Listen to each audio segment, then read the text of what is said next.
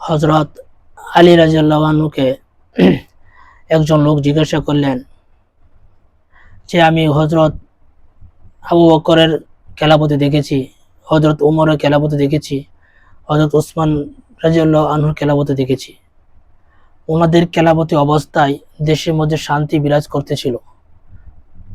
কোনো অশৃঙ্খলা ছিল না, কোনো বিশৃঙ্খলা ছিল না, কোনো অস্থিরতা ছিল না।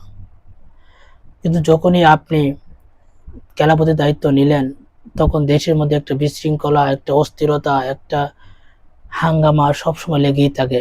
এই কারণটা কি? হযরত আলী রাদিয়াল্লাহু আনহু বললেন, যখন আবু বকর, হযরত উমর, হযরত আবু বকর, হযরত উমর, হযরত ওসমান ওনারা যখন খেলাফতি দায়িত্ব পালন করেছিলেন, ওনাদেরকে বুদ্ধি দেওয়া পরামর্শদাতা ছিলাম আমি আলী। এই জন্য দেশের এত শান্তিভাবে চলছিল। আর আমি আলী যখন ক্ষমতায় আসলাম, খেলাফতি পাইলাম, তখন আমাকে পরামর্শদাতা হলো তোমরা। এই জন্য দেশের মধ্যে আজকে এত বিশৃঙ্খলা। এই জন্য পরামর্শদাতা হতে হবে সূক্ষ্ম জ্ঞানীওয়ালা, খুব বিচক্ষণওয়ালা, খুব বড় পণ্ডিত। আপনি সাধারণ যে কারোর কাছ থেকে আপনি পরামর্শ নিতে যাবেন না। আপনাকে পরামর্শ নামে কুপরামর্শ দিবে।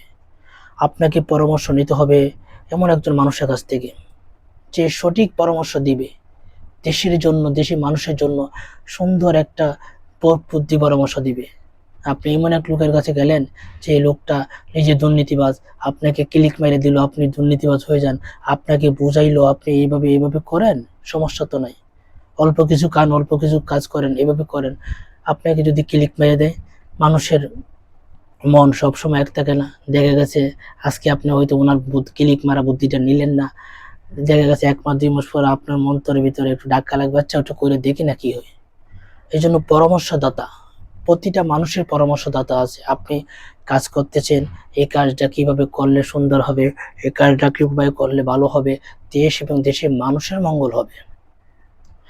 কাজটা করার আগে আপনি একজন লোকের কাছ থেকে পরামর্শ করবেন, বুঝবেন যে ভাই আমি এই কাজটা করতে চাই, কাজটা করলে কিরকম হয়, কিভাবে করা যায়, আপনি আমাকে একটা পরামর্শ দেন। সৎ লোকের পরামর্শ নেবেন, সৎ লোকের পরামর্শ নেবেন, অসৎ লোকের পরামর্শ নেবেন না। অসৎ লোক দেশের জন্য, দেশের মানুষের জন্য বিষপুরা। তারা মানে ছদ্মবেশে থাকে, দেখা যায় ভিতরে অন্তরে সবসময়, মুখে সবসময় দেশপ্রেম, কিন্তু অন্তরে দেশের বিদ্বেষী, দেশ বিদ্বেষী, দেশের মানুষ বিদ্বেষী। এরকম মানুষ, অসৎ মানুষ থেকে সবসময় দূরে থাকতে হবে।